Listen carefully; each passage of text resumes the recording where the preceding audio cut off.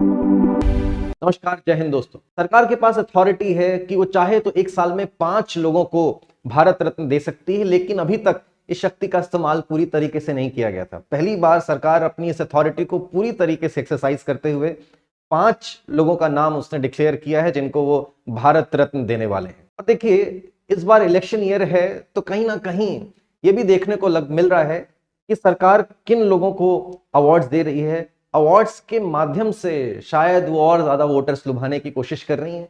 देखिए, यहाँ पर नीरजा चौधरी जी का एक बहुत अच्छा कॉलम है जिसमें वो ये बताने की कोशिश कर रही हैं कि भारत रत्न के माध्यम से नरेंद्र मोदी सरकार अपने 4M मंत्रा को सॉल्व करने की कोशिश कर रही है। 4M मंत्रा उन्होंने प्रस्तुत किया है। ये 4M क्या है? ये 4M है यहाँ पर एक मंडल, मंदिर, मार्केट और मंडी।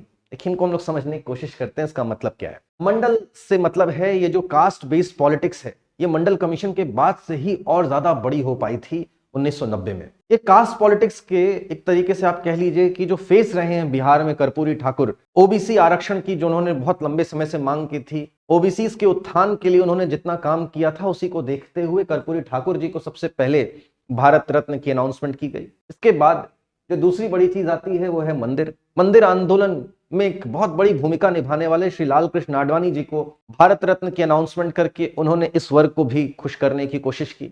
तीसरे नंबर पर आता है कि देश में मार्केट में सुधार करने के लिए जाने जाने वाले भारत के पूर्ववर्ती प्रधानमंत्री श्री नरसिम्हा राव जी, पीवी नरसिम्हा राव जी को भी अभी अनाउंस किया गया कि उन्हें भी भारत रत्न दिया जाएगा।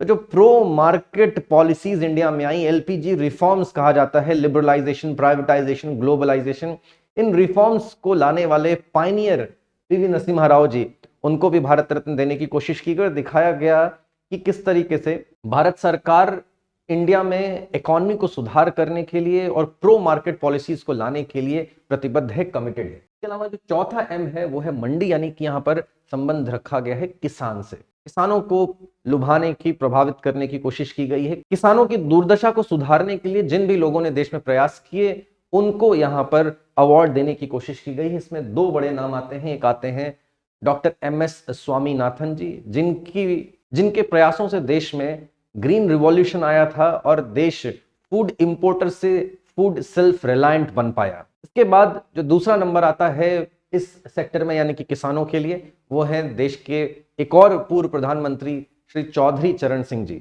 चौधरी चरण सिंह जी को भारत रत्न अनाउंस करके उनको देखिए कहा ही जाता है कि ये किसानों के लिए अगर सबसे ज्यादा देश में किसी प्रधानमंत्री ने काम किया था वो तो चौधरी चरण सिंह जी ही थे। उनकी पार्टी को भी किसानों की ही पार्टी माना जाता है। तो ऐसे में उनको भारत रत्न की अनाउंसमेंट करके किसानों को लुभाने की कोशिश की गई है। देखिए, list of Bharat Ratna awardees की अगर हम लोग यहाँ पर सूची देखें तो ये 2024 ही आपको ऐसा देखने को मिल रहा है जहां पर कि 5 कैंडिडेट्स आपको नजर आ रहे हैं, कर्पूरी ठाकुर जी, लाल कृष्ण आडवाणी जी, पीवी नरसिम्हा राव जी, चौधरी चरण सिंह जी और MS स्वामीनाथन जी।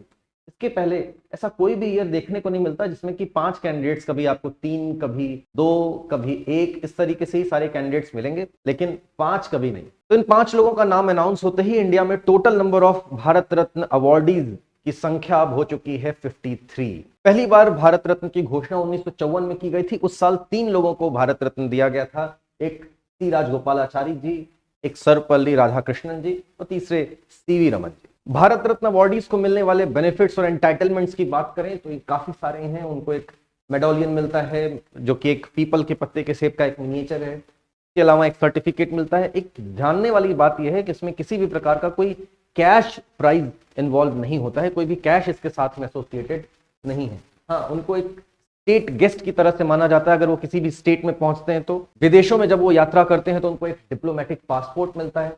अगर वो किसी दूसरे देश में जाते हैं तो वहां पर जो इंडियन एम्बेसीज हैं, इंडिया का हाई कमीशन है, वो उनके लिए सारी व्यवस्थाएं करता है। और उनको एयर इंडिया में कंसेशनल फेयर टिकट्स भी मिलते हैं और उनको लाइफ टाइम के लिए एयर इंडिया की फ्लाइट्स में कंसेशनल प्राइस पर एयर टिकट्स मिलती हैं। और साथ ही साथ वो इंडिया के ऑर्डर ऑफ प्रेसिडेंस में सिटीजनशिप में 7th नंबर पर आते हैं। देखिए, भारत रत्न अवार्डीज की बात करें तो उसमें सबसे कम उम्र के भारत रत्न अवार्डी श्री सचिन तेंदुलकर जी हैं। किसी इलेक्शन ईयर में किसी को भारत रत्न दे करके किसी क्षेत्र के लोगों का, किसी एक वर्ग विशेष के लोगों का वोट जीतने की जो परंपरा है बहुत पुरानी चली आ रही है। इस बार भी देखिए जो लिस्ट अनाउंस की गई है इसमें आप देखेंगे कि हर एक जाति वर्ग, हर एक क्षेत्र, नॉर्थ साउथ, इन सभी को साधने की कोशिश की गई है। देखते हैं इसका इलेक्शंस पर क्या असर पड़ता है। लेकिन एक बात तो है कि यहाँ पर जितने भी लोगों का नाम इस लिस्ट में अनाउंस किया गया है वो सभी अपनी अपनी क्षेत्र के वेल डिजर्विंग कैंडिडेट्स हैं। इन सभी ने भारत की तरक्की में, भारत के डेवलपमेंट में अपनी अपनी कैपेसिटी में बड़ा महत्वपूर्ण योगदान दिया।